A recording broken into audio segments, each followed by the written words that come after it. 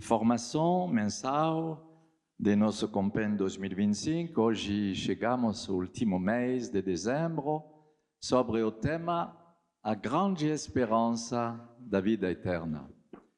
No longo desse compêndio foi o tema da esperança, e não foi dado por nós, foi dado pelo Papa Francisco, que nos inspirou esse tema jubilar, do ano jubilar, 2025.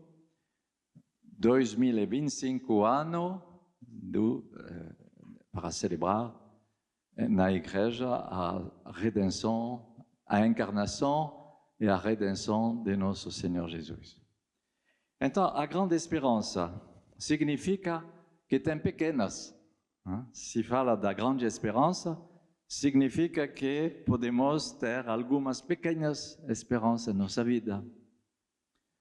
Espero que eu vou fazer um progresso em santidade hoje, mas talvez eu não vou conseguir. Mas eu acho que amanhã, eu acho que daqui a um certo tempo, quando eu serei velho, mais velho, eu vou conseguir avançar em mais santidade, mais vitória sobre alguns problemas interiores, ou problemas relacionais, ou problema com meu percurso vocacional, o problema com minha família.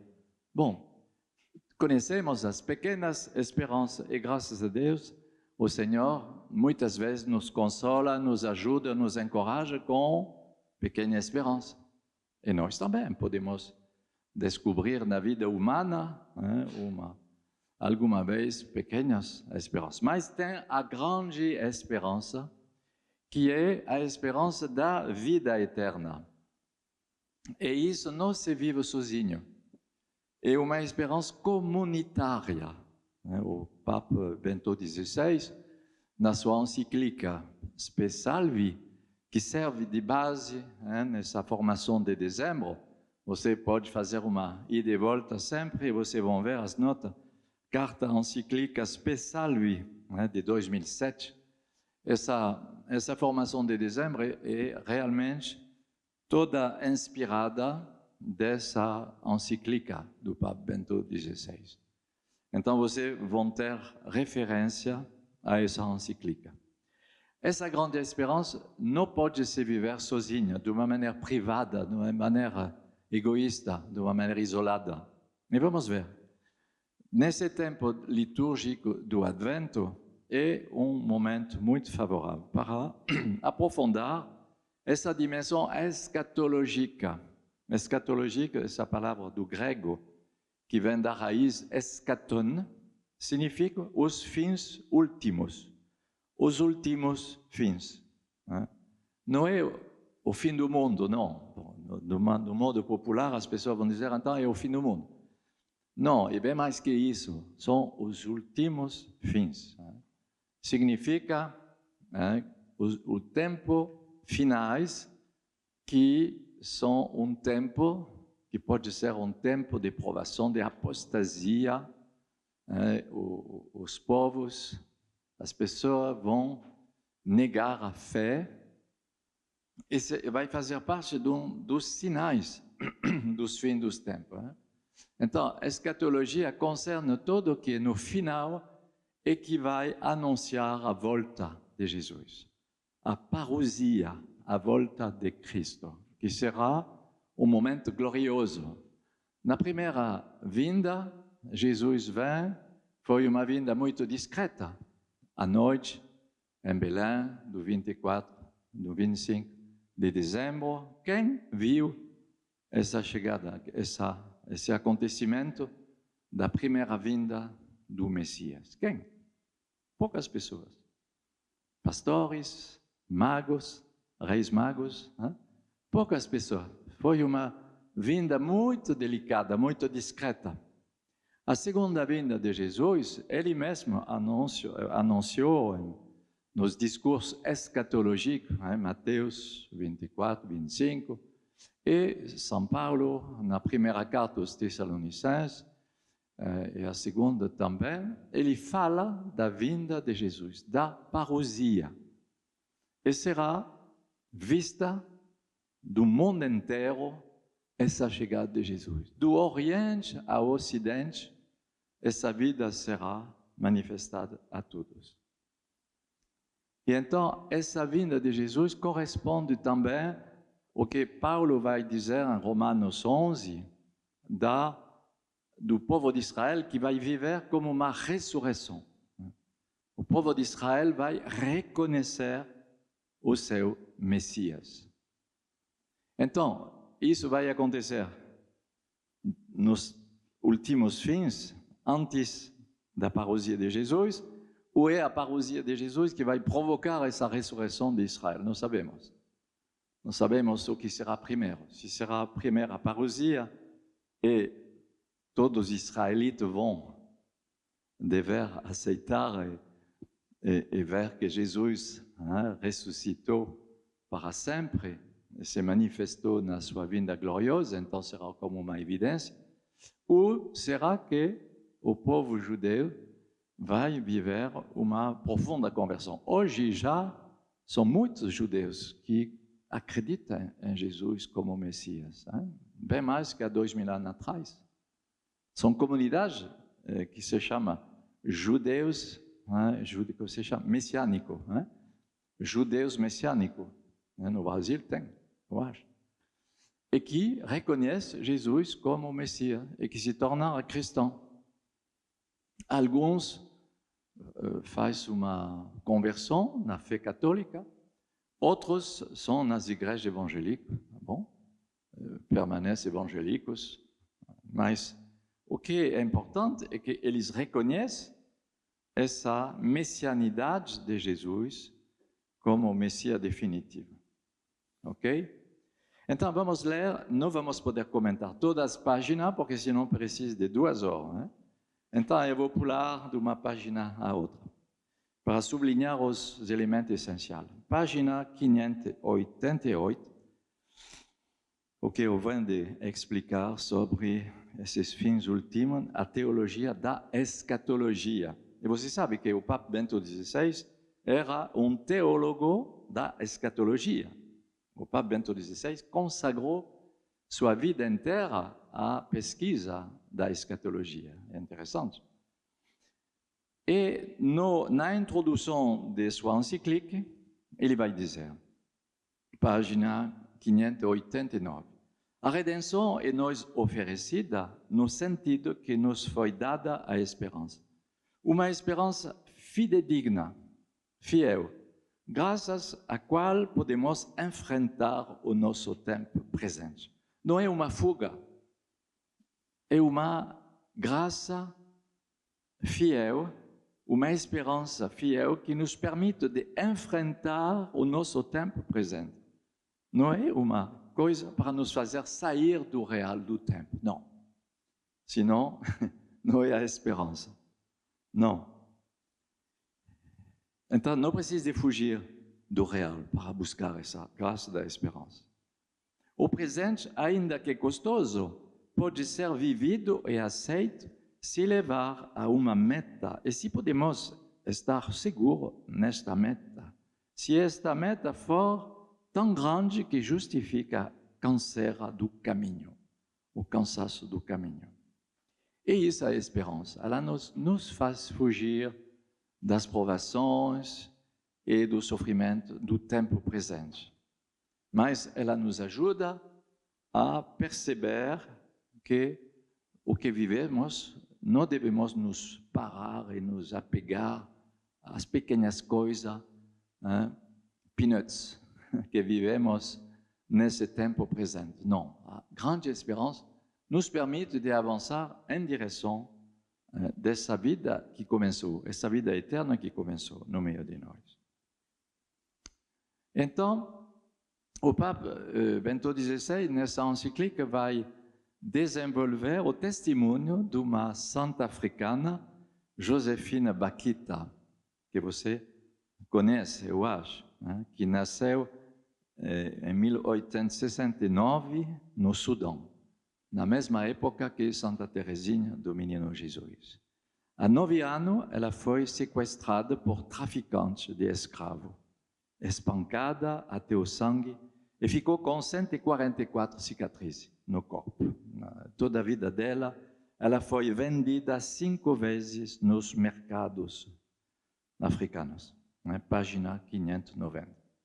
E, a um certo momento, ela tinha 13 anos, ela foi vendida a um comerciante italiano que passou por aqui. E para que ela seja a empregada de um cônsul italiano e um cristão. Esse cônsul italiano era cristão. E depois que ela foi empregada com esse homem da diplomacia na época, esse homem retornou na Itália com sua família.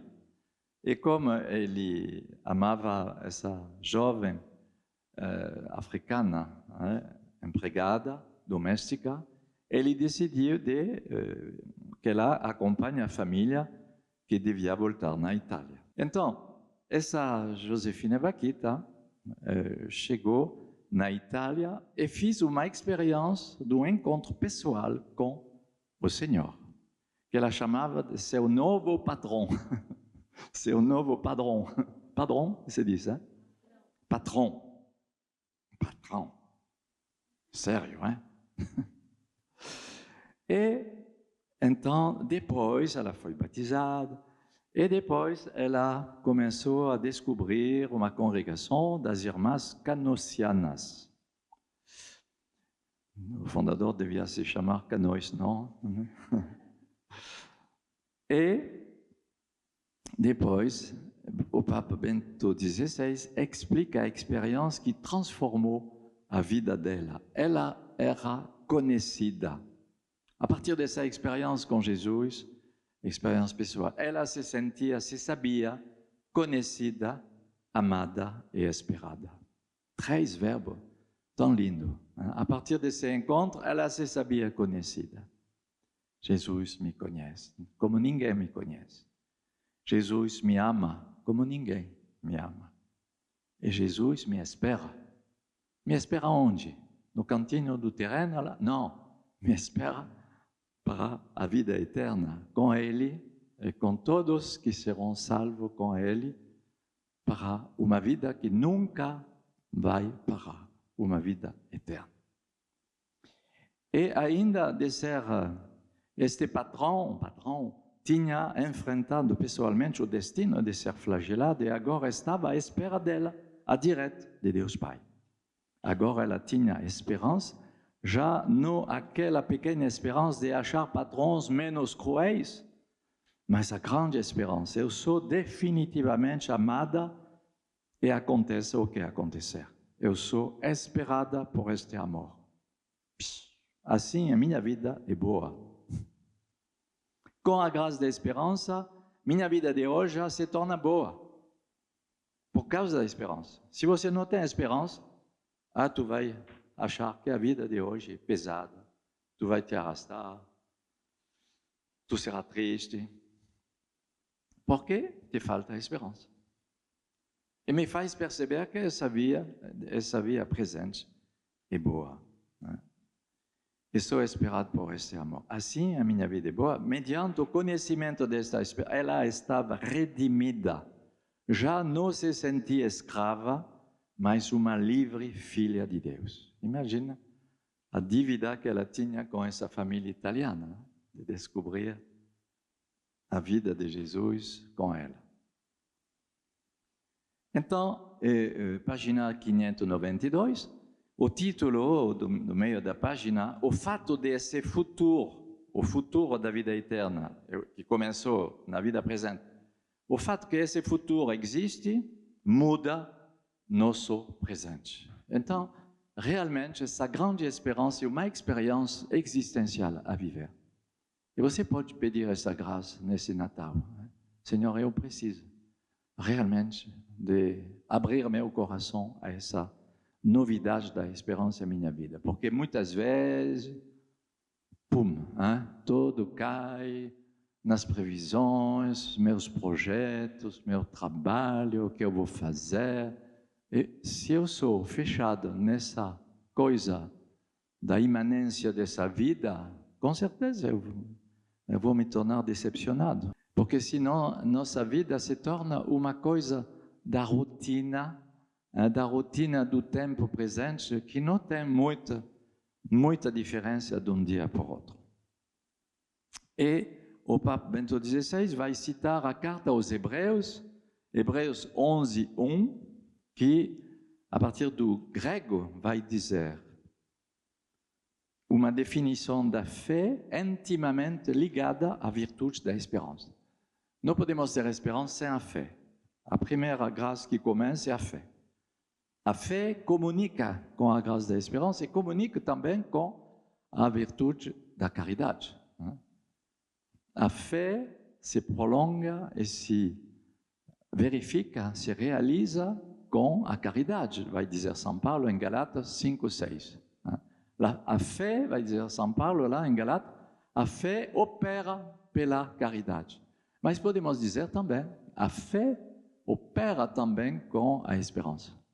E também a esperança é dinamizante, não é uma coisa passiva. A esperança são as asas da fé. E o autor aos Hebreus, da carta aos Hebreus, vai dizer a fé é hipóstasis das coisas que se espera. A fé é a substância, é a segurança das coisas que esperamos. E que ela é aussi a prova das coisas que não se veem, que não se verifica com a visão humana, o natural. A fé não é a visão. Nós esperamos muito provas, muitas visões, um certo imediatismo muitas vezes. Eu quero ver que o Senhor vai responder agora, nesse momento certo. Bom, alguma vez podemos ser decepcionados. São Tomás de Aquino vai dizer: a fé é um habitus, uma predisposição constante do Espírito. Uma predisposição constante do Espírito. A fé é um dom de Deus a nosso batismo, mas precisa de fazer agir, de reagir na fé. É uma predisposição constante do Espírito. Mas se você não utiliza esse dom, se você não corresponde, não faz contribuir esse dom da fé, bom, ele fica como uma semente numa caixa de metal. A semente não é morta, mas ela está adormecida. Muitas pessoas são batizadas, são cristãos de origem, de nome, na família, mas são como uma semente dentro de uma caixinha de metal, que um dia uma pessoa vai jogar na terra, começa a brotar. Não é morta a semente, mas ela é adormecida. Assim somos nós. Se não cultivamos a semente da fé recebida no batismo, a semente da esperança e a semente do amor recebida no batismo, podemos viver como uma pessoa que não tem fé, que não tem amor, não tem esperança. Por quê? Porque a fé, como cada uma das virtudes teologais, precisa de uma terra, de uma cultura de fé. E por isso que muitas vezes é bom de vigiar. Eu passei 1 ano dentro da comunidade, 2 anos, 3 anos, com a liturgia cada dia, a presença do Senhor, a presença sacramental, a presença espiritual, com a palavra de Deus, com a adoração, com os irmãos. Não adormece, acorda. Bom, obrigado. Oui, é um dom de Deus isso, de irmãos que nos desperta muitas vezes. Porque são tantas pessoas que moram sem essa cultura, sem essa terra de fé, sem essa ajuda preciosa. Ou que são paróquias, que são comunidades que não têm muita força espiritual. Então, é por isso que o Senhor, na sua misericórdia, suscita novas comunidades para dar uma forte vida espiritual. Hoje, para ser cristão no mundo, Santa Teresa de Jesus já dizia no século XVI que precisava de uma forte vida espiritual para viver no mundo. Eu acho que também hoje, e ainda mais.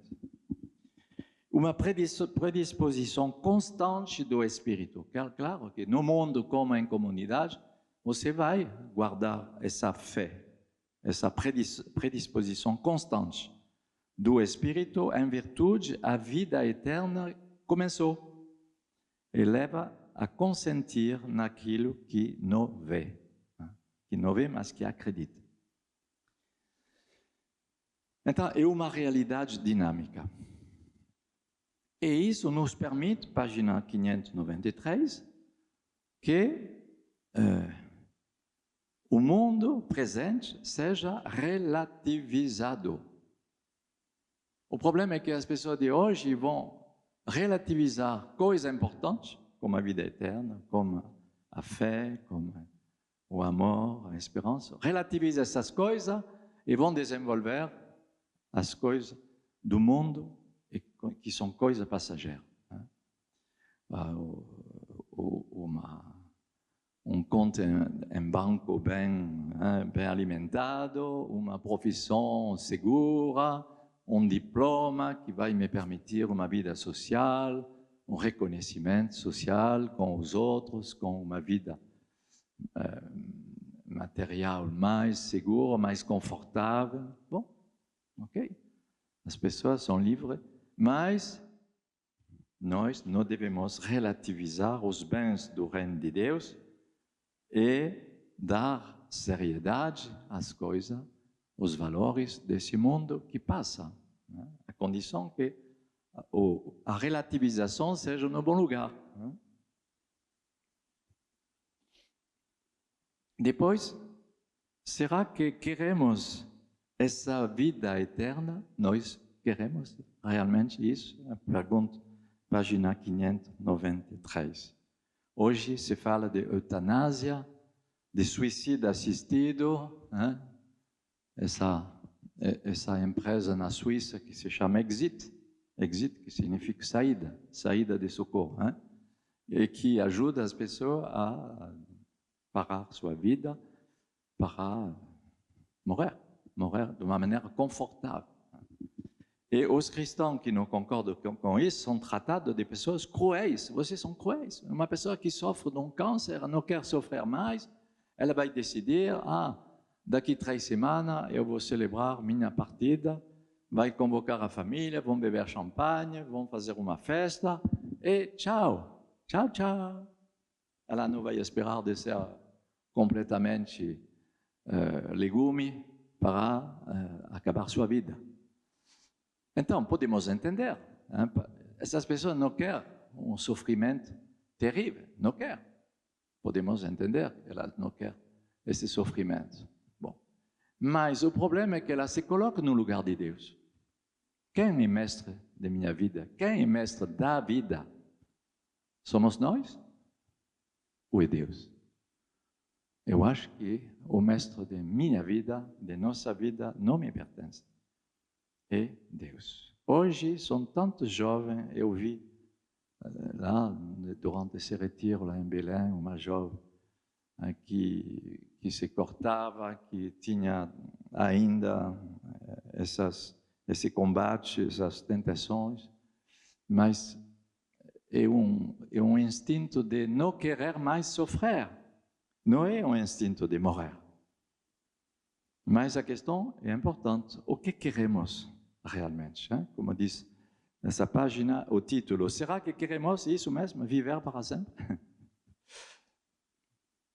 As pessoas não querem viver para sempre.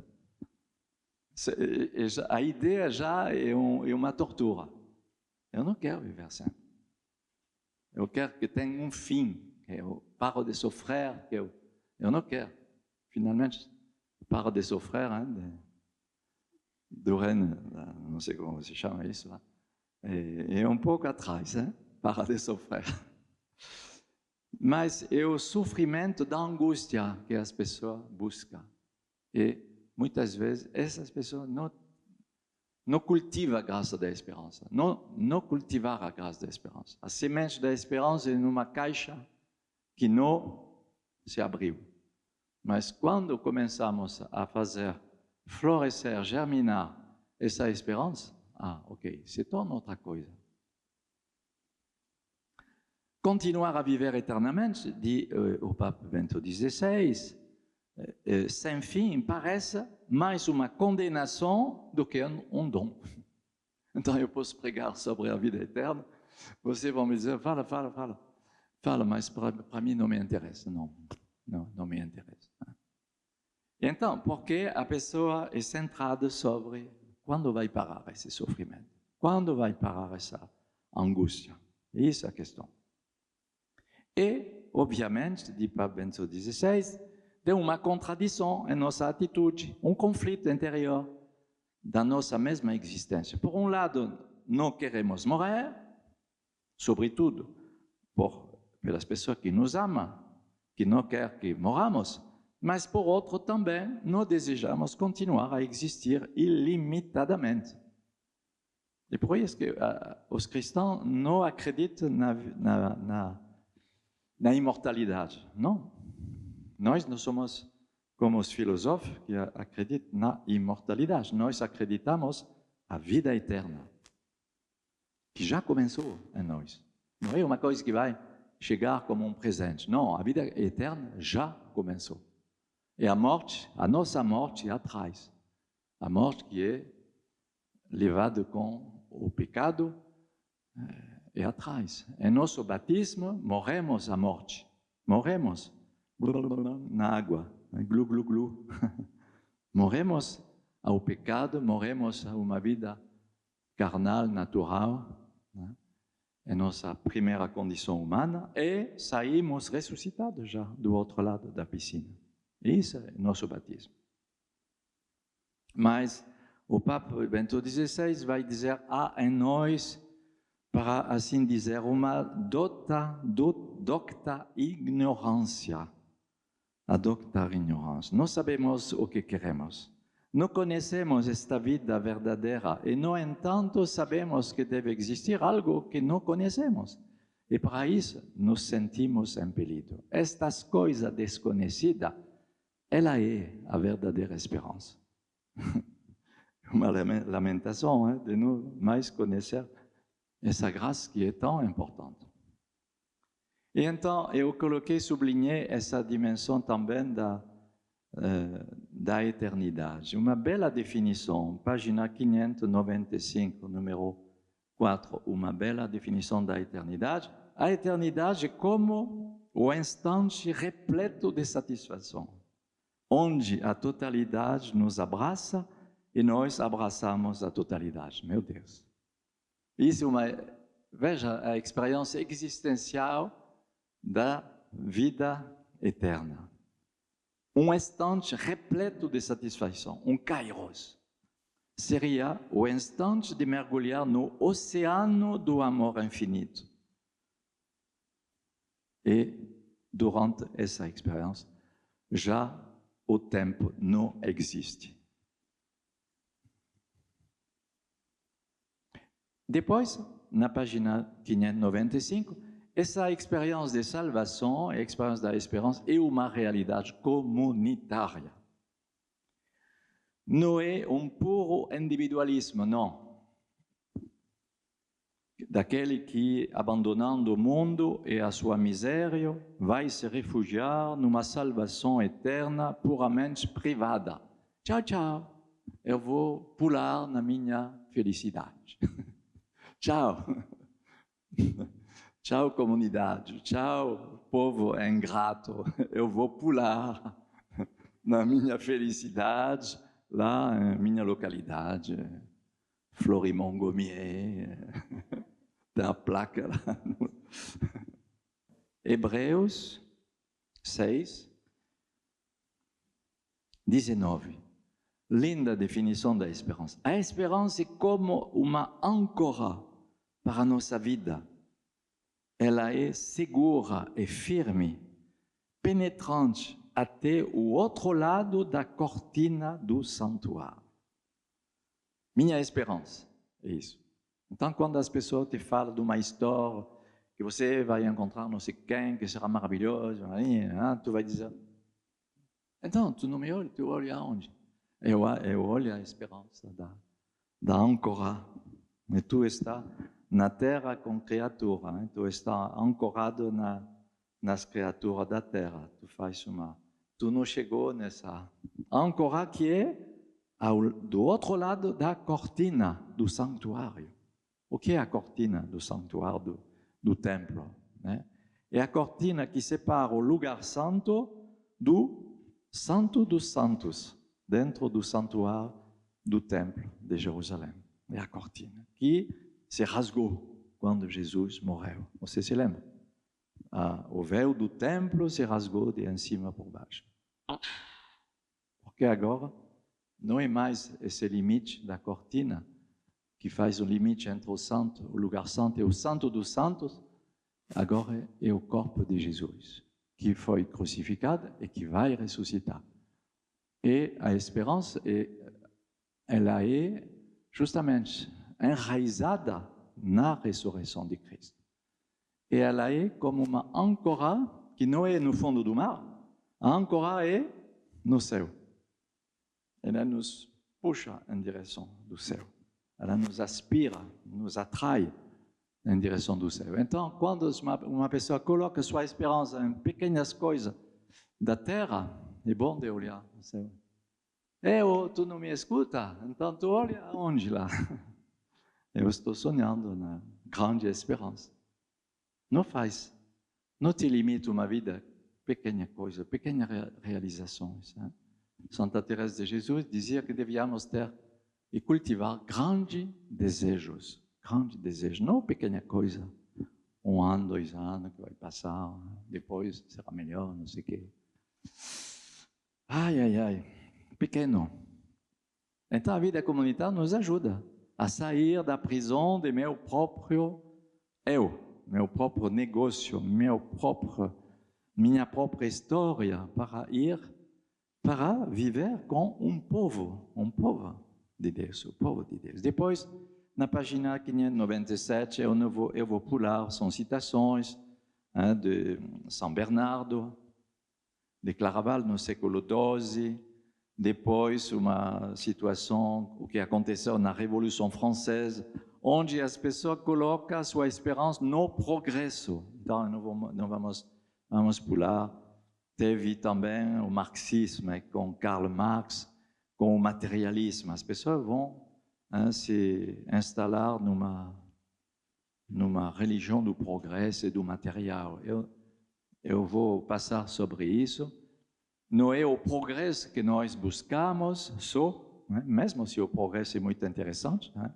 A inteligência artificial vai transformar muita coisa, né? Em coisas boas e também coisas ruins. Né? Mas o Papa Bento XVI vai dizer, para que o progresso seja realmente um progresso, precisa de um crescimento moral da humanidade. E isso é outra coisa. Precisa de um crescimento moral, porque sem esse crescimento moral que acompanha o progresso, o que será esse progresso? Não é a ciência que redime o homem, mas o homem redimido pelo amor. Página 61.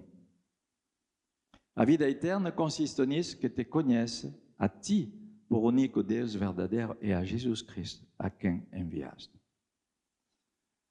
E precisa de um relacionamento por isso. Não somente um relacionamento vertical com Deus, mas um relacionamento também comunitário, de irmãos, né? Com o corpo de Cristo, com a igreja.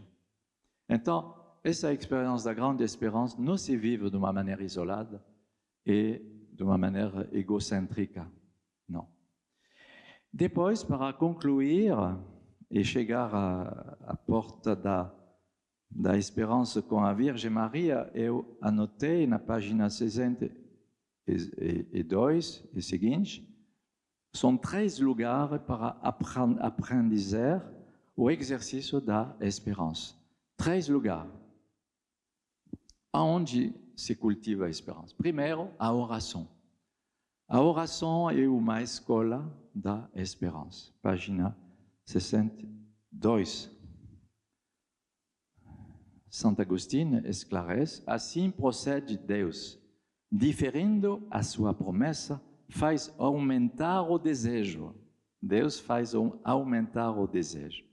E com o desejo, dilata a alma, tornando-a mais apta a receber os seus dons. No acompanhamento, muitas vezes, sobretudo quando as pessoas me dizem, eu não tenho vontade, eu não sei como fazer, mas minha vontade não funciona para ir na liturgia cada dia, para parar com esse pecado, eu não tenho vontade. E um dia, rezando por isso, eu já contei 10 vezes essa história.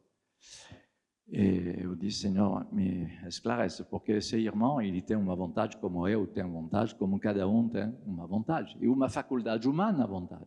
E a pessoa, se ela não é deficiente na sua inteligência e na sua faculdade de vontade, ela deveria funcionar. Por que não funciona?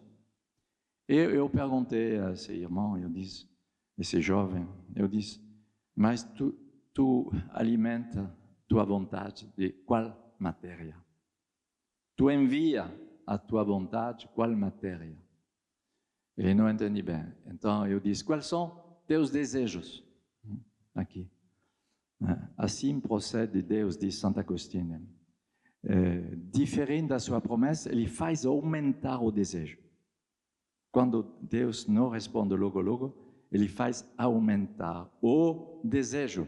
E com o desejo, dilata a alma. Se torna febril, se torna quente, tornando-a mais apta a receber seus dons. Deus não quer por nós uma vida fácil, não.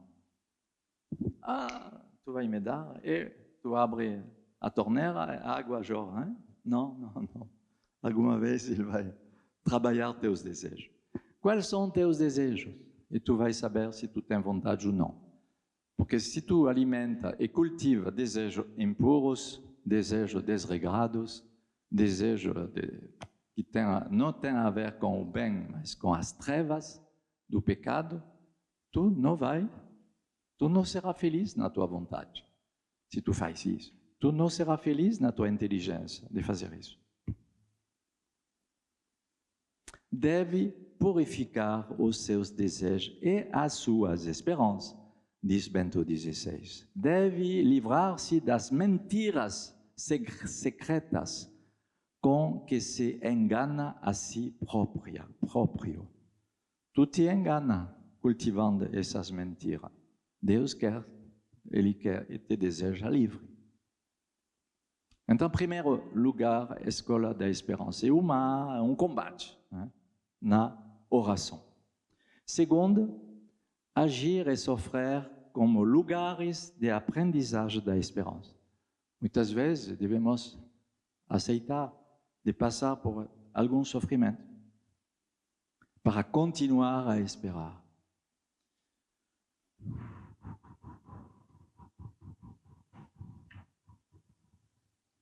A fim de receber a coragem de agir e de continuar. E o terceiro lugar para cultivar a esperança, o juízo final. Engraçado. De saber que vamos passar no juízo final. Oh, meu Deus! Então tu começa a tremer. Por que tu está tremendo? A justiça será manifestada, será em plena luz. Graças a Deus. São tantas pessoas que são injustiçadas, né? Que são na injustiça nos processos, nos tribunais, que estão pagando uma pena e que não foi uma pena justa. Tantas pessoas que sofrem disso. Mas tu vai ter o juízo final. Espera. Espera, tu serás justificada no juízo final. Que alegria será por ti. Anos de tristeza, de luta, de combate injusto, e um dia tu vai brilhar na tua inocência. Tu serás resplandecente na tua inocência. Graças a Deus, felizmente, que vai ter um juízo final, onde todo será justiçado. Todo.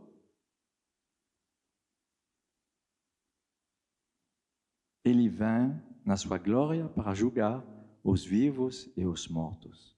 E o seu reino não terá fim. Amém? E eu anotei na Europa, se um dia vocês vão visitar na Europa, vocês vão ver igrejas romanas e góticas que mostram no timpano. Timpano são um pórtico, uma porta de um lado, uma porta do outro. E nesses edifícios cristãos, dessas igrejas, representam no lado oriental, no lado oriental, o Senhor como rei do universo. O Senhor representado como rei que está soberano sobre o universo. E que é a imagem da esperança, do juízo final do rei, que vai separar as ovelhas dos cabritos. E do lado ocidental, o juízo final, justamente, com a imagem da responsabilidade na nossa vida, de escolher o que é justo, o que corresponde à sua vontade. Então, o juízo final é uma esperança. Eu não vou ler, vocês vão poder meditar essas páginas 64, 65 sobre esse conteúdo. Então, para chegar à página 66, a purificação, a cura, o purgatório, tudo isso é em vista de uma vida definitiva, de uma vida eterna. Então, vale a pena ou não? Vale a pena. E seremos salvos, mas como? Através do fogo, diz São Paulo. 1 Coríntios 3, 12 e 15. Se alguém sobre esse fundamento constrói com ouro, prata, pedra preciosa, madeira, feno ou palha, a obra de cada um será posta em evidência. O dia de Deus, quando o Senhor vai chegar, torna-la conhecida, pois ele se manifestará pelo fogo, e o fogo provará o que vale a obra de cada um. Aquele que construiu sobre, com papel, com madeira, com feno, com material mediocre, o fogo vai queimar. Mas se tu constrói com pedra de valor, com ouro, com prata, o fogo não poderá destruir. Então, é uma verificação. Eu quero realmente a vida eterna. Eu quero o que vai ser provado pelo fogo, que vai durar eternamente. Ou eu passo minha vida com prazeres efêmeros, com sentidos que não valem a pena. Então, eu acho que isso é muito importante para fazer, passar a porta da esperança até o último dia desse ano. Eu coloquei na página 69, ninguém vive só, ninguém peca sozinho, um pecado tem uma consequência social, ninguém se salva sozinho, ninguém.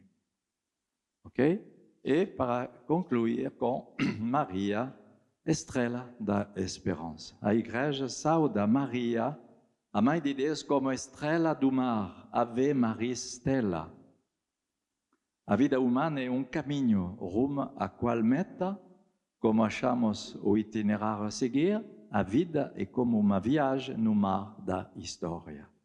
Com frequência é nevoada e tempestuosa, uma viagem na qual perscrutamos os astros que nos indicam a rota.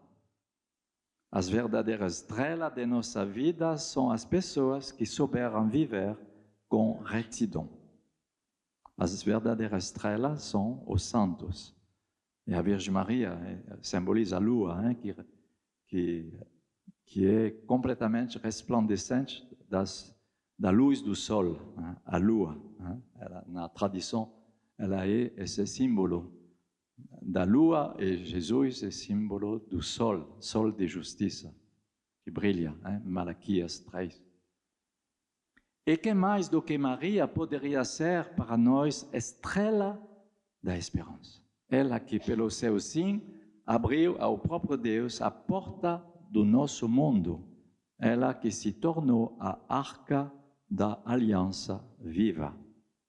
Então, devemos recorrer a ela para que ela seja realmente nosso sinal, nossa luz da esperança, de nossos desejos, de nossa fé, de nosso amor, de nossa caridade, de nosso discernimento dos companheiros nesse final do ano, de nossa direção de vida, né, para não ser sozinho nesse caminho, mas com irmãos, e sem nos esquecer de Hebreus 6:19, a imagem da âncora, que é firme e sólida, não é uma coisa flutuante, não é uma coisa, não é um sentimento, é uma coisa firme, é uma realidade espiritual firme e dinâmica.